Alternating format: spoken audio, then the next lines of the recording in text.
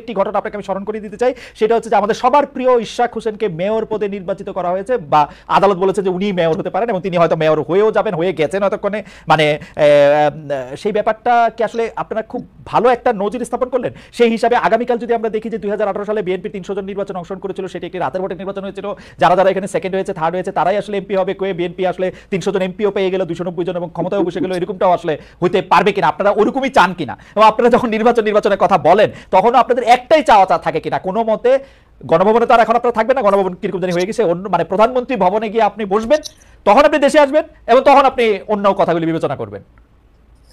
ধন্যবাদ আপনাকে। আসলে আপনি যে কথাগুলো বলছিলেন মনে হচ্ছে যেন বিএনপি চাইলেই আপনার মেয়র হওয়া যাবে, বা এটা বিষয়টা এরকম না। ইশরাক, আমি আজকে পত্রিকায় নিউজটা যেটা দেখলাম সেটা হচ্ছে ইশরাক তার নির্বাচনের আপনার ব্যর্থ হয়েছে এই মর্মে তিনি আদালতে ইয়ে করেছিলেন, মামলা করেছিলেন। তো সেই মামলারই আপনার একটা মানে আউটকাম হলো আপনার আজকের এই মানে কোর্টের রায়। এখন এটা তো কোর্টের বিষয়, এটা তো আসলে দলের বিষয় না। দল তো এমন এমন কোনো ডেমনস্ট্রেশন করেনি যে আমাদের যারা মানে নির্বাচন অংশ নিয়েছিল তাদেরকে বিজয়ী ঘোষণা করতে হবে। এটা তো ইলেকশন কমিশন বিজয়ী ঘোষণা করেনি, ইট ইজ দ্য কোর্ট।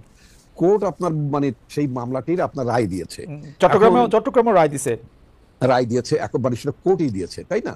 এখন আপনি এই কোর্টের রায়ের বিবেচনা বোধ অথবা এটাকে আপনি যে ব্যাখ্যা আপনি দিতে পারেন সেটা আলাদা কথা। আমি যে ব্যাখ্যা দিতে পারি সেই ব্যাখ্যা হচ্ছে বিএনপি অলরেডি ইন পাওয়ার এবং বিএনপির বাইরে এখন কিছু নাই বাংলাদেশে। ইলেকশন হইলে বিএনপি 290 সিট নিয়ে আওয়ামী লীগ যেভাবে দেশ শাসন করছে এইভাবেই দেশ শাসন করবে।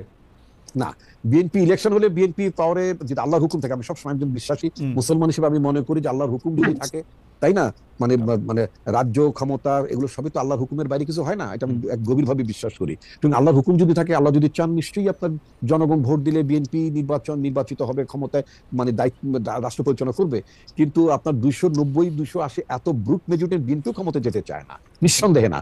আপনাকে আরেকটা কথা আমি বলি, বাংলাদেশে মানে আপনার একটা ক্রেডিবল আপনার মানে ডেমোক্রেটিক প্র্যাকটিস থাকুক, একটা জবাবদিহিতা থাকুক। আমরা কোন সংস্কারটা চাই? বিএনপি কিন্তু বারবার একটা কথা বলছে যে আমরা ভোটের জন্য একটা সরকারকে জবাবদিহি করার জন্য, রাষ্ট্রের নিরাপত্তা সংহত করার জন্য যেই আপনার সংস্কারগুলো এসেনশিয়াল, সেই সংস্কারগুলো নিয়ে আমরা আগাই, যে সংস্কারগুলো আপনার পরবর্তীতে গভর্নমেন্ট হিসেবে আপনি করতে পারবেন। এখন আপনার কথার কথা, আপনি ক্লাসে পাঠ্য বই আপনি বাংলা ভাষায় মানে করবেন না সব ইংরেজি ভাষায় পড়াবেন, এটা তো এখন সংস্কারের মুখ্য বিষয় না। আপনার এই যে বারবার ফ্যাসিস্ট সরকার কেন আছে? Because due to election. এরা ইলেকশন তোয়াক্কা করেনি। ইলেকশন কথাটা শুনলে তাদের গায়ে আগুন জ্বলবে যারা জীবনে ইলেক্টেড হইতে পারবে না, নির্বাচনের মধ্যে ক্ষমতা যাওয়ার কোনো সুযোগ নাই। রিসেন্টলি আপনি আরেকটা দেখবেন কথা বলছেন, যেটা আমার পার্টিটা ভিন্ন মত পোষণ করেছে, সেটা হচ্ছে সংখ্যানুপাতে মানে আপনার মানে ইয়ে চাই, কি বলে মানে নির্বাচন। আচ্ছা রিপন ভাই একটা হাইপোথেটিক্যাল প্রশ্ন করি। ধরেন আজকে থেকে 1 বছর পরে নির্বাচন হইলো, তো 1 বছর পরে নির্বাচন হলে আপনাকে এনসিপি রে ভয় পান? এনসিপি একটু এখন কিছু আসন পাইলে ওই সময় আরেকটু বেশি আসন পাবে, এরকম মনে করেন? না না না, আমি আদৌ তা মনে করি, আমি ব্যক্তিগতভাবে আমি আদৌ তা মনে করি না, এবং আমার দলও তা মনে করে না। তাহলে আর আপনারা ইলেকশনটা তাড়াতাড়ি করার প্রেসারটা কেন দিচ্ছেন? ইলেকশনটা তাড়াতাড়ি করার প্রেশার দিচ্ছ যে কথাটা বলে, এটা তো একটা নির্বাচনী সূত্র। গণঅভ্যুত্থান আপনি আশরাফ কায়সার বলেছেন, আপনি বলেছেন একটা দীর্ঘ, আমরা বলবো কিন্তু বিএনপি তো এখানে স্টেক হোল্ডার। বিএনপি কেন বলবে? বিএনপি ওয়েট করবে যখন ইলেকশন হবে তখন ইলেকশন হবে, আমরা বলবো না না, অনির্বাচিত সরকার যতদিন ক্ষমতা থাকবে ততদিন এখানে ষড়যন্ত্র থাকতে পারে। এই যে গত 3-4 দিন বাংলাদেশের যে গুজবের ফ্যাক্টরিতে পরিণত হয়েছিল এই জরুরি অবস্থা। রিপন ভাই আপনি আমার থেকে অনেক ভালো জানেন, আপনি গুজবের ফ্যাক্টরির কথা বলতেছেন। আমরা কি দেখতেছি? আমরা দেখতেছি শাহাদাত সাহেব চট্টগ্রামে মেয়র হয়েছে, ইশরাক সাহেব ঢাকায় মেয়র হয়েছে, অ্যাটর্নি জেনারেল আপনাদের লোক, আইন আদালতে গিয়ে তারেক সাহেবের সব মামলা তুলে নেওয়া হয়েছে বা খালাস হয়ে গেছে, বেগম জিয়ার মামলা পরের দিন খালাস হয়ে গেছে। সেক্রেটারি যারাই প্রশ্ন করি, আমি তো কিছুদিন সরকারি চাকরি করছি জানি, যারাই প্রশ্ন করি সে নিজের প্রথমে বলে না যে ভাই তোমার সাথে বিএনপির কোন লিডারের কথা হলে তুমি কিন্তু বললো আমি কিন্তু বিএনপির লোক। এই সিস্টেমটা তো ভাঙতে হবে। কেন তাকে বলতে সে বিএনপির লোক?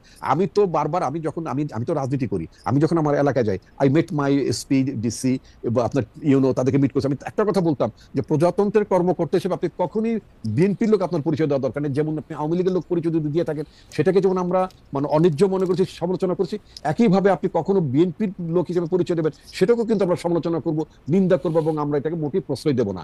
আপনার প্রজাতন্ত্রের মানে কর্মকর্তা থাকুন, তাতে বরং আপনি রেসপেক্ট পাবেন। আপনার পোশাকের মর্যাদা, আমি পুলিশ অফিসারকে বলেছি, আপনার পোশাকটাকে তো আমরা শ্রদ্ধা করি, শ্রদ্ধা করতে চাই, আপনাকে কোনো বিশেষ অনুগত।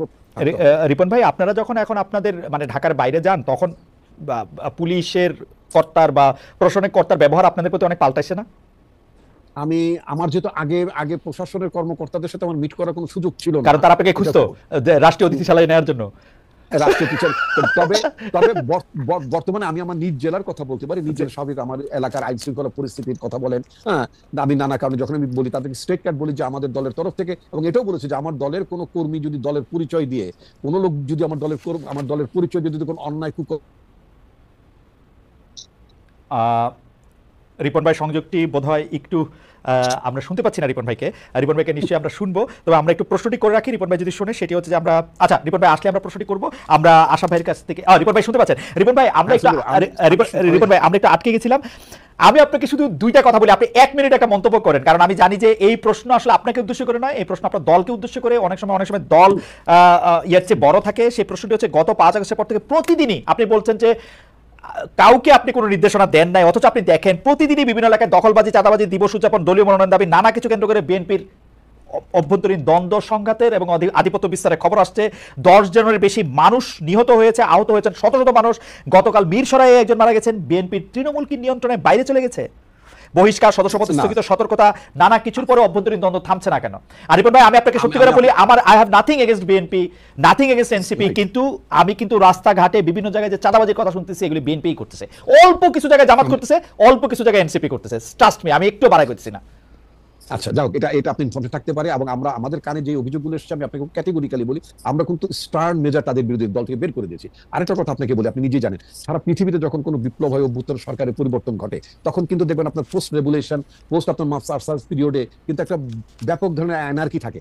সেই তুলনায় কিন্তু বাংলাদেশ কম্পারেটিভলি অনেক অনেক বেশি ভালো অবস্থায় আছে। এটা গেল একদিক। দ্বিতীয়ত আপনি যে কথা, দ্বিতীয়ত আপনি আমাকে একটু সময় দেবেন, দ্বিতীয়ত আপনি একটা কথা বলেছেন, এই যে বিএনপি একেবারে ক্ষমতার দ্বার প্রান্তে, ক্ষমতা এসে যাচ্ছে ইত্যাদি ইত্যাদি যে কথাগুলো বললেন, এটা গ্রামের নানা জায়গায় মানুষের মধ্যে, কর্মীদের মধ্যে, নেতাদের মধ্যে এই ধরনের ফিলিংস থাকতে পারে। তাহলে অনেকেই মনে করছে যে আমার দল তো ক্ষমতা আসছে, সুতরাং আমি এখন যদি মানে দলের কোনো জায়গাতে বিচ্যুত হয়ে যায়, পথ থেকে হারিয়ে যায়, তাদের মধ্যে একটা ক্ষোভ যে কিছু কিছু জায়গায় যে আপনার বিভেদ বিরোধ হয়েছে, সেটা কিন্তু মানে অস্বীকার করবেন হয়েছে। বাট এটাকে মাথায় রেখে আমাদের পার্টির ভারপ্রাপ্ত চেয়ারম্যান তারেক রহমান বাংলাদেশের 8টি অঞ্চলকে বিভক্ত করে মানে সাংগঠনিক কার্যক্রম পরিচালনা করার জন্য একেবারেই তৃণমূল পর্যায়ের দলটাকে থ্রো ইলেকশন, মানে আমরা যেটা চেয়েছি যে ভোটের আগে কোনো দলের মধ্যে বিভাজন, নেতৃত্বের মধ্যে ঝামেলা, এগুলো যাতে না থাকে, আমরা একেবারে গ্রাসরুট লেভেলে কাউন্সিল করে আমরা নেতৃত্ব নির্বাচন করছি, একেবারে ভোটের মধ্য থেকে।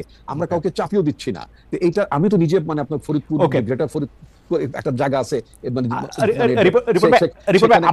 এই দায়িত্বটা পালন করছি আমি। রিপন ভাই আমার মনে হয় আপনি আপনার বক্তব্য পরিষ্কার করছেন এবং আমি আপনার বক্তব্যে কনভিন্স। আমি একটু আশা ভাইয়ের কাছে একটু যাই, যে আশা ভাই আপনি একটা জিনিস খেয়াল করবেন যে জুলাই আন্দোলনের পর তাদের যে সমন্বয়ক ছিল, সেই সমন্বয়করা 1 মাসের মতো হয়েছে একটু এদিক ওদিক, তারা একটা নিজস্ব দল করছেন, এবং কিন্তু সেই দলটারে আমরা নতুন রাজনৈতিক বন্দোবস্তের ছিটে ফোটাও পাইতেছি না। আমরা যদি তাদের কাউকে পাইতাম, সেই প্রশ্নটা আমরা তাদেরকে করতে পারতাম। এখন আপনি যেহেতু তাদের একটা অনেক বড় সমর্থক ছিলেন, আমি যেহেতু তাদের অনেক বড় সমর্থক এখনো আছি, সেই জন্য আমি আপনার এই প্রশ্ন করতেছি, তারা অ্যাক্টিভিস্ট থেকে রাজনীতিবিদ কেন হইতে পারতেছেন না? মানে আমি তো দূরে আছি, আমার থেকে তারা পরামর্শ চায় না, কিন্তু আমি জানি আপনার থেকে পরামর্শ চায়। আপনাদের কি পরামর্শ দেন যে সার্জিস 155টা গাড়ি লয়ে বাইর হয়? 155টা গাড়ি লয়ে বাইর হওয়া হয়তো দরকার আছে, যে মানে নাইলে মানুষ ভোট দিবে না। কারণ রিপন ভাইরা এমন একটা রাজনৈতিক সংস্কৃতি করছে যে 155টা গাড়ি নেন। আচ্ছা রিপন ভাই, আপনারা বিএনপি আমলে, জি আশা ভাই।